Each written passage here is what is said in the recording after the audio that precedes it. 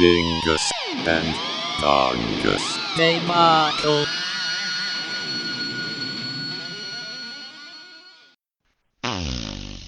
Episode 39. Welcome to the Dingus and Dongus debacle, fellow podcaster. You're welcoming me? Yes. Like I'm a guest. Yes, in a very monotone voice. That's very on topic for the second half of whatever. Yes. We'll get there. We'll get there. We read Gotham City Monsters out on DC by Steve Orlando, released in 2019. There's a big water drop there from when I brushed my teeth. I specifically brushed my teeth so I wouldn't offend you with my very garlicky mofongo thingy. What? Mofongo? I ate food called mofongo, Huh. and it was very garlicky. Well, I saw the Uber Eats thing, and I saw queso. So I just assumed you ordered, like, Mexican. Well, that was inside, like, a rice pancake. Where? What? The cheese was inside, like, a rice pancake, or corn pancake. Okay. Where was this place? Don something. Okay, so it is Mexican. Or Hispanic. Yeah. Okay. I wonder if they have Mexican food in Gotham City.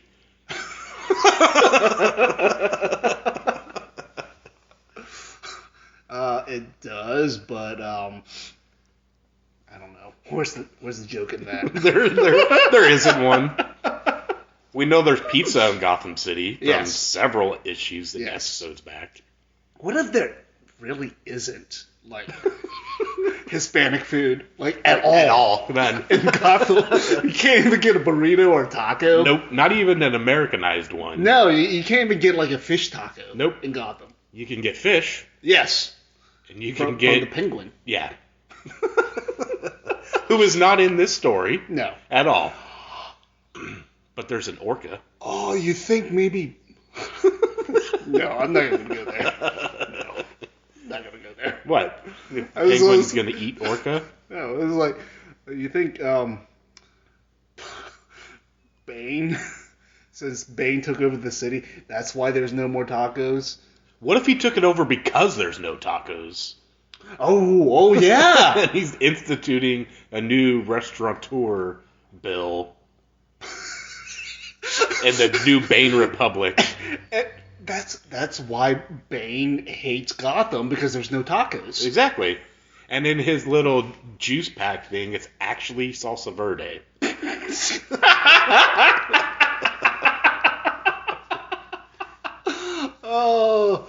Oh, that's gotta hurt so bad. It stings just right. Imagine the little bits of the seeds going through your fucking veins. It gets caught.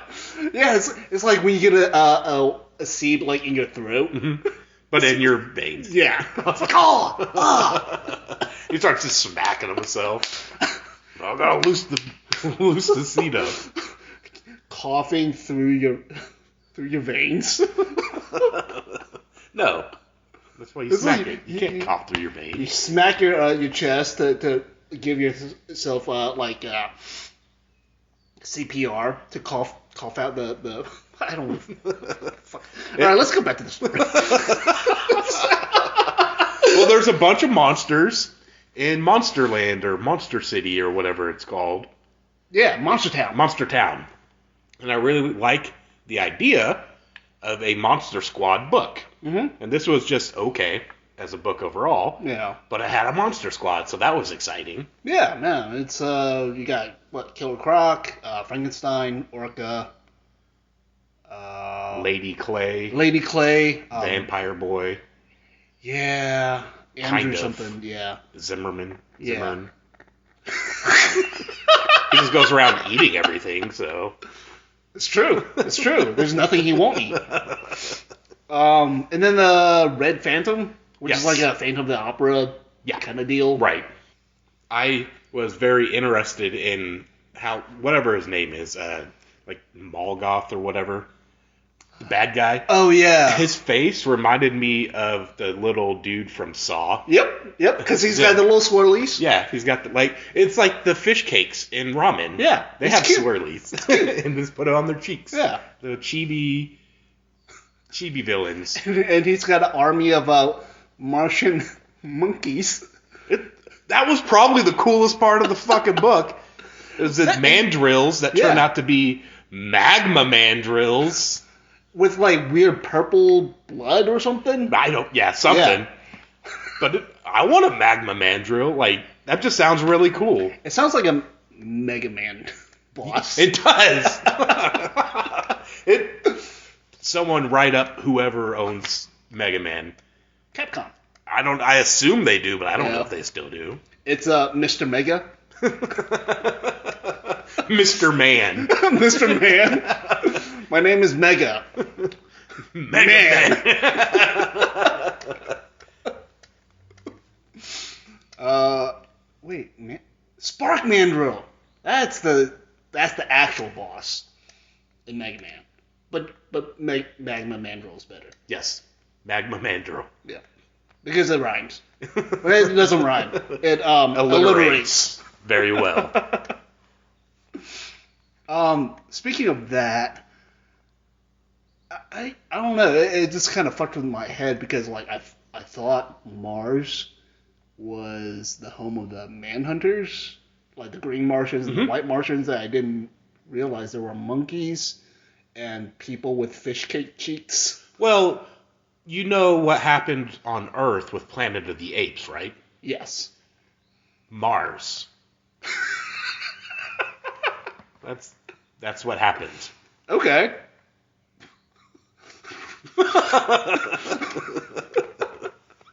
Planet of the Apes again. Red Planet of the Apes. Planet of the Red Apes? Nope. No? Nope. Because they're not always red. That's true. It's when they reach their final form. Yeah. I don't know how that was triggered. They're like, oh, just wait and see, and then suddenly magma. Yeah, it's because Fish Cake Cheeks said it's time. Yeah. It's like, listen, let's go. You've been training for about 3 days for this. Light it up. In the hyperbolic time chamber. Yes. So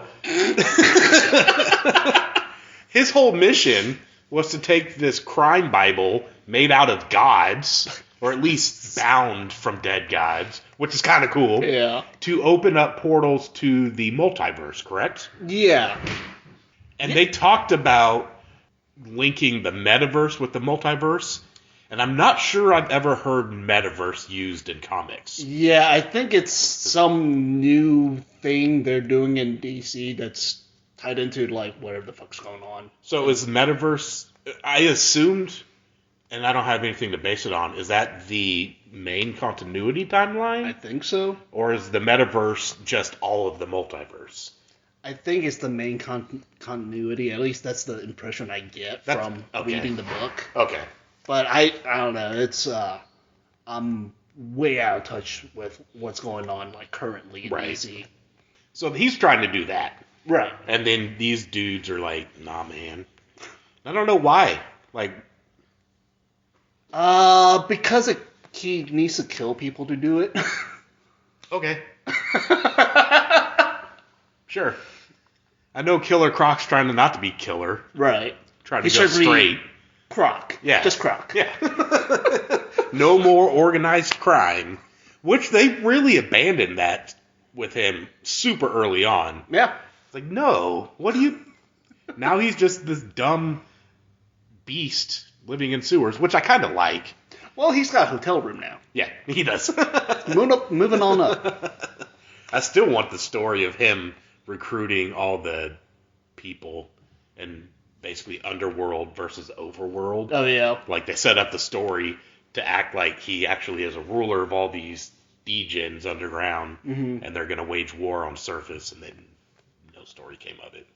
Anyway, I forget where I was going now. Oh, yeah, multiverse. They stopped him. Yes, they stopped him from doing the thing with the multiverse. With the crime book. Yes. with the help of a Lady Clay sword wings.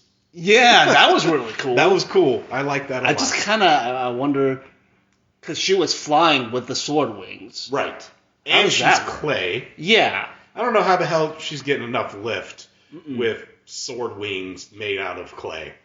Right. You got to imagine, like, that thing probably weighs a good bit. And I didn't see any panels of her flapping. She just kind of levitated and then aimed swords with her You wings. think it's like one of those things where,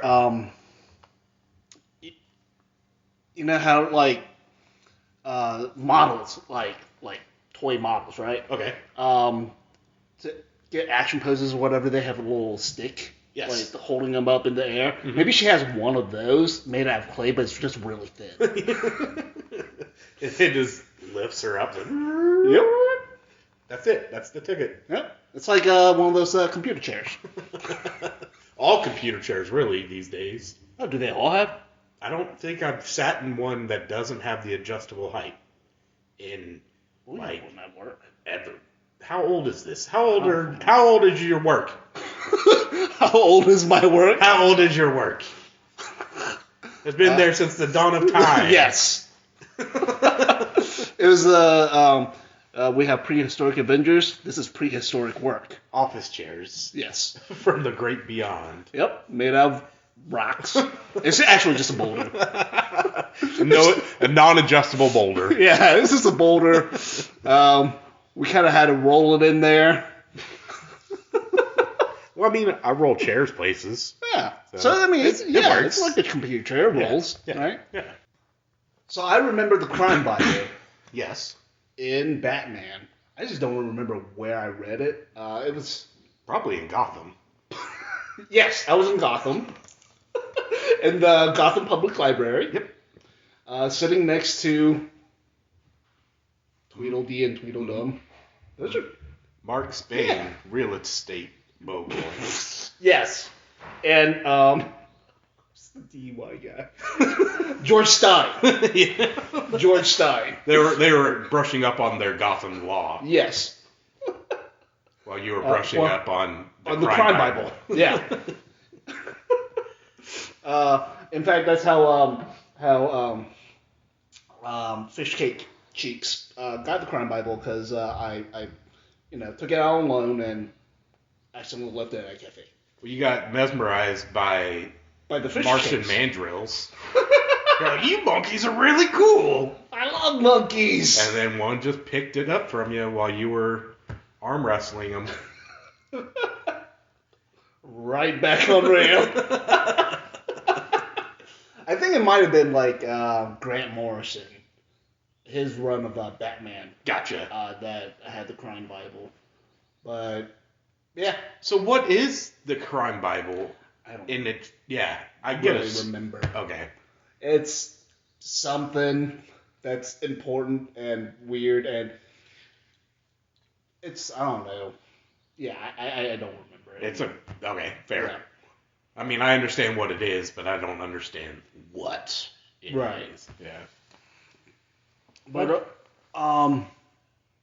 I do like how they make mention of like current goings on in the DC world within this book. That got me kind of curious. When they mentioned Bane took over the city, I was like, okay, I kind of know what that's about because I have the book or the books, Right. City of Bane. Just never haven't gotten around to reading it, but it's like, oh, okay, so I know where this is supposed to take place. And they also talk about Leviathan. Yep. And it's like, oh. And it kinda- shattered shade, is my Yeah. understanding. So I'm kind of curious, like, okay, what's going on with that? Maybe I Right. should read it. Right, the little drippings Yeah. of the continuity. Now, like, I guess with this, I'm okay with them, not including like, oh, see this in whatever book and whatever issue, Right. because I kind of know where to find it anyways. Well, I think with these little crumbs, they're vague enough to where you don't really have an issue you could pinpoint. Like, Yeah, it's a story arc. Right. Right. Yeah, but yeah, generally I do kind of like having Go here. go here, like read this run or whatever. Right. They didn't do it with this book. Whatever. It's Yeah. fine with me because, I kind of already know where to find it. Right. But for the most part, I do like having the little blurb, even if it's a little intrusive. It's I noticed with like older books when they do that and you're reading an arc, they seem to repeat go to this book several times. Mhm. It's like stop it. Right. It almost feels like they're trying to sell books at that point. Yeah. Instead of be informative of story arc. Right. Yeah, I mean, there's definitely a point where it becomes, overkill. Mm-hmm. But, once in a while, I wouldn't mind it. Yeah, absolutely. And especially in this case, if it said, read Aaron or Morrison's run of Batman, just whatever. Right, Yeah. right. And to bring it all back around, let's talk about monotone voices. And Xasthur's Victims of the Times, released last year, 2021. Yes.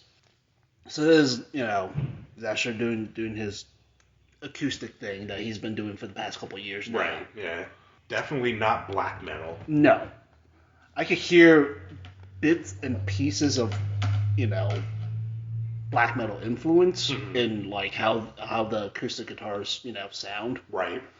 But yeah, it's not metal at all. No, it's like metal adjacent, maybe. Creepy acoustic. Not even.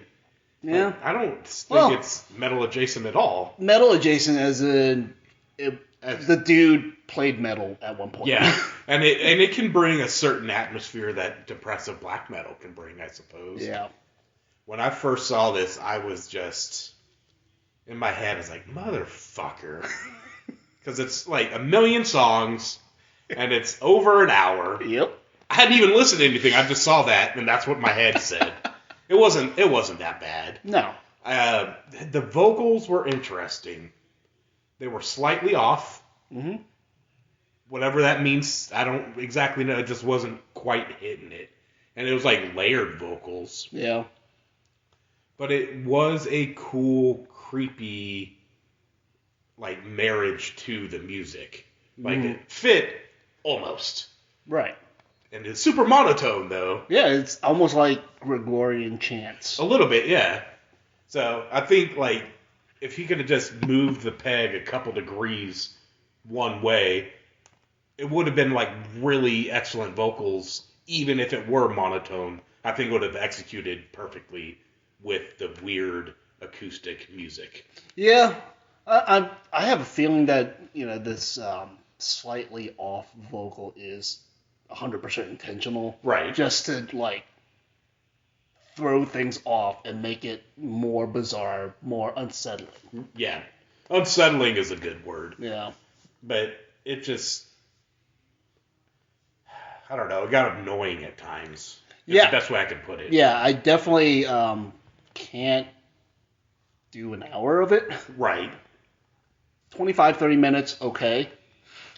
But another aspect of the vocals that kind of rubbed me the wrong way is because the delivery and how it's monitored, it all sounds the same. Yeah. It sounds like the exact same vocal line in every single line in every single song, except maybe this line's a little longer than the other one. Yeah, fair.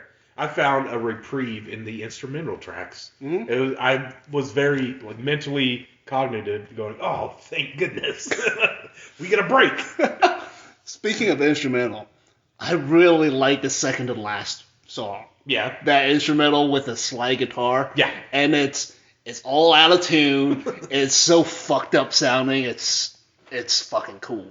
Well, most of the instrumentals are pretty cool, very weird. Yeah. I guess you could say it's not like a typical folk song. Yeah. It was super weird, Mm-hmm. and I don't know the word, but it was interesting.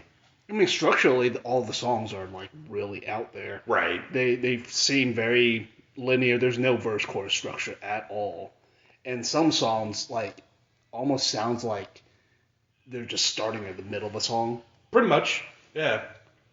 and then they stay in that middle of the song. They never end. It's just that it's like a song that's just the bridge for like 3 minutes. It's fucking weird. But I enjoyed it. Yeah, I think someone who would love this album would be a very annoying person to like socialize with. Because a lot of the lyrics are kind of self-pity, like depressive stuff that's very on the fucking nose. Yeah. And it's almost like a person who would absolutely love this album would wear like depression and mental illness as their personality. Instead of, do you know what I mean? Yeah. And those people fucking suck.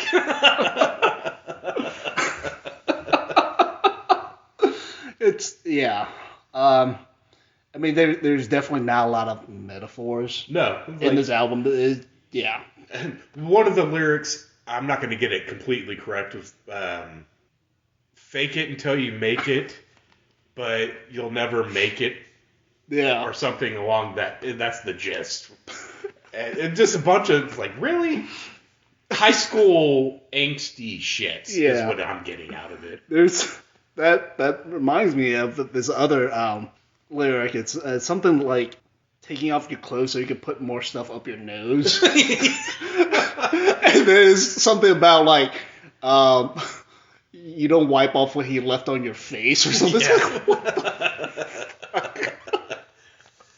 Probably went through a breakup in high school or something, and he's now writing about it. Yeah, maybe. I don't know. The lyrics were just cringy. Is the modern term, I guess, for that type of shit. You catch him talking about Tolkien? Yeah, very, very deliberately J.R.R. Tolkien in his monotone, layered vocals. I want to think it was about like the 1 million black metal bands that like name themselves after something from Tolkien. Right. Yeah. Is like just calling them out, which I think is really funny.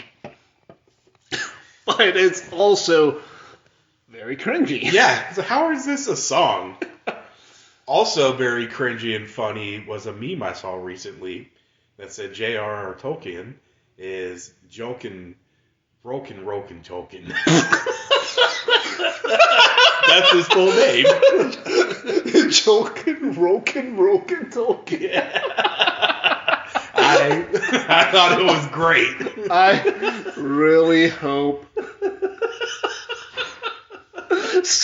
Can you like change a person's name after they die? I guess if you're power of eternity or eternity. Or the estate holder or whatever that power of eternity. You know the thing I'm trying to go after. Yeah. Eternity from Marvel. The guy who looks like a, star constellation. Yeah, you have the power of eternity. Yeah. You might be able to. I don't know if that's interesting to think about. Yeah. How do I buy his estate and his rights? So you could change his name. So he can change his name to Jokin' Rokin' Tolkien.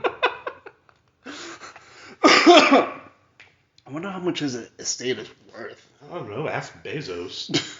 Oh, yeah, he owns it, right? I don't think he owns it, but I think he paid a pretty penny just to have a TV show. The rights to a TV show. Well.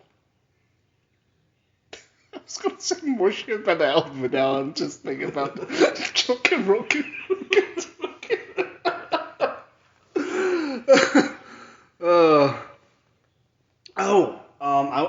I want to see if you caught this. Probably not. A lot of songs ends with him just hitting a chord. There's just a random chord that he hits at the end. I didn't really pick that up. Really? Yeah. Okay, so, yeah, I noticed this, and it's not on every single song, it's just on some songs. Mm-hmm. It's like, the song ends, and then it's just like, a chord. And it seriously makes it sound like,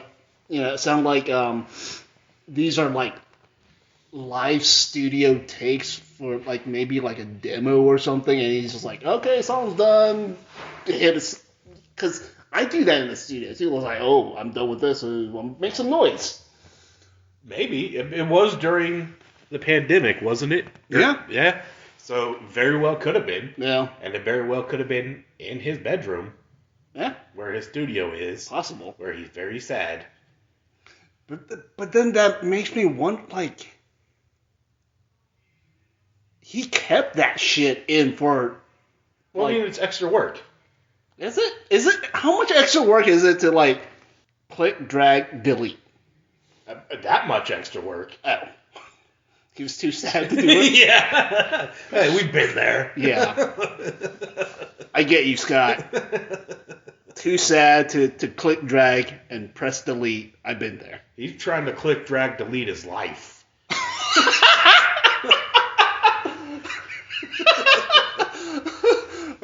Been there too. Yeah.